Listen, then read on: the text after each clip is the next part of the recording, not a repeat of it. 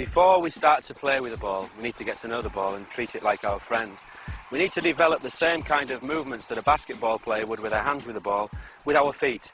So these exercises that we do now are called ball familiarity exercises, warming up exercises where we get used to moving the ball with the inside of a foot, with the outside of the foot, with our sole, and they're very, very important, and the whole basis of all the work that players would do in Brazil starts here with these exercises. So the first one, we take the ball from the inside of our left foot to the inside of our right foot. Very simple, so just tap and tap, okay, on the spot. And as we get a little bit more confident, we can do that a little bit more quickly and develop a rhythm. Then when we can do that, we can move off into space and move the ball forward and run with the ball just with that same movement. And this is a very important first practice. Okay, boys, if you could just do that. So nice and slow, nice and slow. Heads up.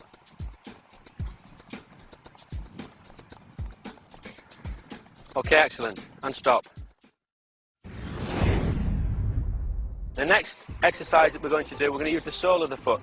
The sole of the foot is rarely used in English football. More so in the last few years when we've had foreign players come into the country, but before that, hardly at all. In Brazilian football, the sole is the most common area used to control the ball.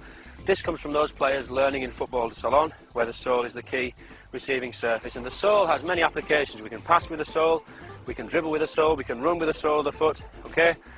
Our basic warm-up exercise using the sole of the foot is just to drag the ball from left to right, just with that area there at the bottom of our shoe at the front on the sole. So left to right, nice and slow. And as we do it at first, just keep the standing leg planted on the floor. Because we're not used to this, at first it's not easy. But then when we get used to it, we get a little bit quicker, okay? And we can develop something of a nice rhythm. And this helps us, as I said, in dribbling moves when we're trying to beat players. Many of the dribbling moves that Brazilian players use that we've seen in the World Cup, that we've seen from Ronaldo, from Rivaldo, moves that use the sole of the foot. And this exercise is very important for us developing control with the sole. So if we can have some example, okay, off we go. Nice and wide, not too quick, nice and wide. Head up, Brad. It's important that we keep our head up all the time because in the game, we're always looking for players to pass to. We've got opponents coming to us, so to play with our head down is not very good. And from a young age, we've got to try and develop where we're doing everything with our head up. The next move that we'll do is called an elastic. It's a fundamental movement in Brazilian football, used in a dribble.